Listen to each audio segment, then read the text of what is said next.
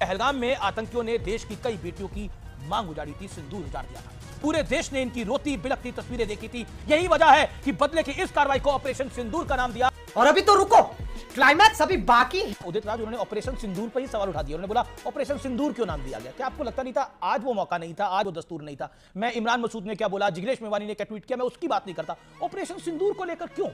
बात तो सही है। इसमें कॉमनल एजेंडा क्या है? एक बहुत सीधी बात है, हम अपने एक्सरसाइजेस के अलग अलग नाम रखते हैं। अपने नेता को आप बात समझाइए ना, उदित राज जी को। देखिए, उससे हमें फर्क नहीं पड़ना चाहिए। फर्क इस बात से पड़ना चाहिए कि ऑपरेशन हुआ है और उन्होंने अगर अपनी बात रखी है तो उसमें उनको कहने का उसका हक है, उनका मतलब। हम सहेंगे नहीं, हम वापस ठोक के जवाब देंगे। ये बड़ी अच्छी बात कही आप। लगातार होते हुए इंटेलिजेंस फेलियर रोके। लाहौर में भी तिरंगा हम लोग फहरा देंगे। ये इच्छा शक्ति नरेंद्र मोदी जी की और हमारी भारतीय सेना की वीरता है। अभी मजा आएगा ना भिड़ो। हेलो नमस्कार, आप सभी का मेरे चैनल आर्यन डिबेट में एक बार फिर से बहुत बहुत स्वागत है। एंड आज की डिबेट होने वाली है बीजेपी के धुआंधार प्रवक्ता गौरव भाटिया वर्सेस कांग्रेस की प्रवक्ता अनुमा आचार्य के बीच। दोस्तों, भारत द्वारा पाकिस्तान पर किए गए हमले ऑपरेशन सिंदूर को लेकर डिबेट है। डिबेट बहुत ही शानदार होने वाली है, तो डिबेट को लास्ट तक जरूर देखिएगा। और आपकी इस डिबेट पर क्या राय है उसके लिए एक छोटा सा कमेंट जरूर से कर दीजिएगा।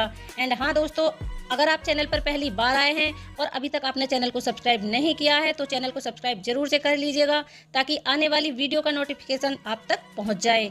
तो चलिए दोस्तों, बिना देरी किए आज की मेन वीडियो को स्टार्ट करते हैं। पिक्चर चालू करो बे। चलो भाई, भारत ने ऑपरेशन सिंदूर के तहत पाकिस्तान में आतंकियों के ठिकानों को निशाना बनाया, लेकिन इस ऑपरेशन का नाम सिंदूर क्यों रखा गया? ऑपरेशन सिंदूर के नाम की वजह पहलगाम हमले में मारे गए लोग हैं। 22 अप्रैल को पहलगाम में हुए आतंकी हमले में आतंकियों ने धर्म पूछ कर निहत्थे लोगों को मारा। उन्होंने महिलाओं और बच्चों को छोड़ पुरुषों को निशाना बनाया था, यानी सिंदूर उजाड़ा था हमारी माओं का, बहनों का, बेटियों का। इसलिए इस ऑपरेशन में सिंदूर शब्द जोड़ा गया, क्योंकि पहलगाम में आतंकियों ने देश की कई बेटियों की मांग उजाड़ी थी, सिंदूर उजाड़ दिया था। पूरे देश ने इनकी रोती बिलखती तस्वीरें देखी थी। यही वजह है कि बदले की इस कार्रवाई को ऑपरेशन सिंदूर का नाम दिया, और इस नाम का मतलब उन निर्दोष महिलाओं को इंसाफ दिलाना है जिन्होंने इस हमले में अपनों को खोया था। सोचिए नरेंद्र मोदी की सोच क्या होगी। बात तो सही है। जिन्होंने ये नाम दिया, हर दिन उनको ख्याल आता होगा इन महिलाओं का, इसीलिए मोदी ने ऑपरेशन सिंदूर का नाम दिया। क्या बात है सर। यानी देश का प्रधानमंत्री बीते 15 दिनों में उन बेटियों के बारे में, उन बहनों के बारे में, उन माओं के बारे में सोच रहा था जिन्होंने अपने सिंदूर को खोया है। प्रधानमंत्री मोदी ने तीनों सेना प्रमुखों के साथ बैठकों में इस नाम का प्रस्ताव दिया।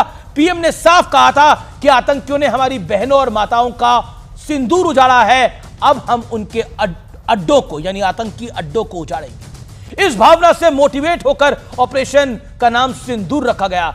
जैसे महिषासुर का मर्दन हुआ था, ठीक उसी तरह भारतीय सेना ने आतंक वाली असुरी शक्तियों को ऑपरेशन सिंदूर के तहत निस्तेनाबूद कर दिया है। अभी मजा आएगा ना भिड़ो। आपके एक नेता हैं उदित राज, उन्होंने ऑपरेशन सिंदूर पर ही सवाल उठा दिया। उन्होंने बोला ऑपरेशन सिंदूर क्यों नाम दिया गया? क्या आपको लगता नहीं था आज वो मौका नहीं था, आज वो दस्तूर नहीं था? मैं इमरान मसूद ने क्या बोला, जिग्नेश मेवानी ने क्या ट्वीट किया, मैं उसकी बात नहीं करता। ऑपरेशन सिंदूर को लेकर क्यों? इसमें कॉमनल एजेंडा क्या है ऑपरेशन सिंदूर में? ये सब क्या देखना पड़ रहा है? एक बहुत सीधी बात है, हम अपने एक्सरसाइजेस के अलग अलग नाम रखते हैं, और ये पहले से नहीं है। ये गगन शक्ति हम रखते हैं, हम अग्नि रखते हैं, हम त्रिशूल रखते हैं, हम कुछ भी नाम रखते हैं। और हमारी सेनाओं के सारे जो सूत्र वाक्य हैं, अगर आप देखेंगे, कुछ ऋग्वेद से आए हैं, यजुर्वेद से आए हैं, गीता के 11वें अध्याय से आए हैं। आपने सही बोला। तो मेरा ये कहना है, अपने नेता को आप बात समझाइए ना, उदित राज जी को। देखिए, उससे हमें फर्क नहीं पड़ना चाहिए। अच्छा, ये फर्क इस बात से पड़ना चाहिए कि ऑपरेशन हुआ है और उन्होंने अगर अपनी बात रखी है तो उसमें उनको कहने का उसका हक है, वो उनका मतलब है ना। पर हमारा क्या है कि हमारी सेना ने क्या किया, वो सबसे ज्यादा इंपॉर्टेंट चीज है। Gaurav Bhatia wants to rebut. Okay Gaurav ji. करोड़ों दर्शक आपका ये लोकप्रिय कार्यक्रम देख रहे हैं। अमीश भाई, एक सकारात्मक बात कहता हूं, जो बदलाव 11 साल में हमने देखा है, एक मूल मंत्र बन गया है, चाहे सरकार हो चाहे सेना, हम सहेंगे नहीं, हम वापस ठोक के जवाब देंगे। क्या बात है सर, क्या बात है सर। और इसका उदाहरण है, हमने देखा किस तरह से जब उरी हुआ तो उसके 10 दिन बाद सर्जिकल स्ट्राइक हुआ, जब पुलवामा हुआ उसके 11 दिन बाद बालाकोट एयर स्ट्राइक हुआ, और जब पहलगाम हुआ तो ऑपरेशन सिंदूर हुआ। तू समझा? हाँ। अब ये फर्क कैसे आया है मैं बताऊंगा। 26/11 के बाद एयर चीफ मार्शल रहे हैं फाली होमी मेजर, उन्होंने कहा हम पाकिस्तान को सबक सिखा देंगे, लेकिन जो राजनीतिक नेतृत्व था उसने खुली छूट नहीं दी। इसलिए राजनीतिक नेतृत्व बहुत महत्व रखता है। सेना वीर होती है लेकिन उनको खुली छूट देनी पड़ती है, और ये मोदी जी ने दी है।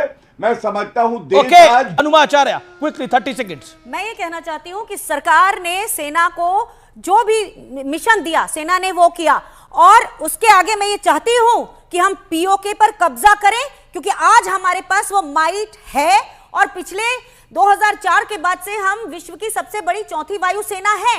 लेकिन एक और चीज है, हमारे कमांडर कुलभूषण जाधव पिछले 9 साल से पाकिस्तान की जेल में है।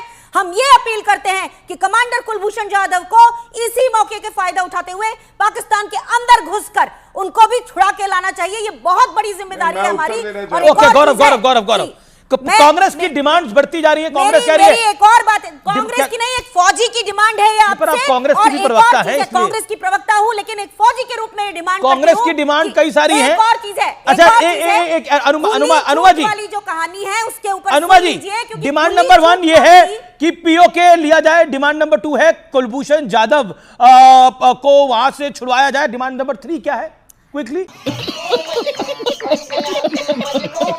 एक जरूरी बात यह है कि जब राजनीतिक इच्छा शक्ति ने सेना को कहा तब सेना काम करती है, नहीं तो जनरल मनोज नरवाने की किताब पढ़ लीजिएगा 4 स्टार्स ऑफ डेस्टिनी, जिसमें उन्होंने लिखा है कि जब उन्हें सेना की जब उन्हें सलाह की जरूरत थी, मार्गदर्शन की जरूरत थी, तो उन्हें छोड़ दिया गया था। तो हमेशा युद्ध राजनीतिक okay Gaurav Bhatia respond to Congress की कुछ डिमांड आई हैं। कांग्रेस कह रही है कि पीओके भी शामिल करिए, और इसके अलावा कुलभूषण जाधव को भी छुड़ाइए, और तीसरी डिमांड की क्लैरिटी नहीं है अभी, आगे बताएंगी। Okay Gaurav Bhatia, intelligence failure रोके जाएं। चुप हो जा, 7वीं फेल, चुप हो जा। और आतंकवादियों को जिंदा पकड़ा जाए। ओके आतंकवादियों को जिंदा मैं अपनी बात रख लूं, काफी बोल लिया इन्होंने, बड़ी मुश्किल से बोलने देते हैं। मुझे आज इतनी खुशी हो रही है, इतना गर्व महसूस हो रहा है कि सोचिए विपक्ष की पार्टी की प्रवक्ता, जो कि खुद 55 साल इनकी पार्टी सत्ता में रही है, चाचा नेहरू ने जो भारत की भूमि दी थी, आज नरेंद्र मोदी जी से ये उम्मीद करती हैं कि वो पीओके वापस लाएंगे। और हर नागरिक का दिल ये कहता है कि लाहौर में भी तिरंगा हम लोग फहरा देंगे। ये इच्छा शक्ति नरेंद्र मोदी जी की और हमारी भारतीय सेना की वीरता है। ये बड़ी अच्छी बात कही आप हमारे प्रधानमंत्री प्रधानमंत्री लाल बहादुर शास्त्री का अपमान कर रहे हैं, क्योंकि लाहौर तक हम पहुंचे थे 1965 में भी, ये याद रखना चाहिए। मैं कह रहा हूं आज तू मैं ना करे। दूसरी इनकी जो मांग थी, जब ये कुलभूषण जाधव जी का नाम लेती हैं, तो मैं जरूर ये बात कहूंगा, सरबजीत उसको कोई सहायता नहीं दी कांग्रेस सरकार ने, लेकिन कुलभूषण जाधव तेरा भाई जरूर भारत आएगा इंटरनेशनल कोर्ट ऑफ जस्टिस में। अनुमा जी आप बिल्कुल आपको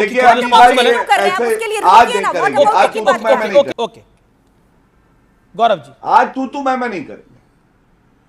मैं सिर्फ ये याद दिलाना चाहता हूं, कुलभूषण जाधव जब पाकिस्तान ने कहा कि उसको डेथ सेंटेंस देंगे International Court of Justice, Modi ji की सरकार में ही हरीश साल्वे गए, जो देश के सबसे बड़े अधिवक्ता हैं, और हम लोग जीते। इंटरनेशनल कोर्ट ऑफ जस्टिस ने पाकिस्तान को लताड़ लगाई, और भगवान की कृपा होगी कुलभूषण जाधव हमारा भाई भी वापस आएगा। तीसरी बात, कभी मत भूलिएगा, ऐसी भी कांग्रेस की सरकार रही है, ये तो खुद फौजी रही हैं, 1,86,000 बुलेट प्रूफ जैकेट मांगते रहे हमारे सेनानी।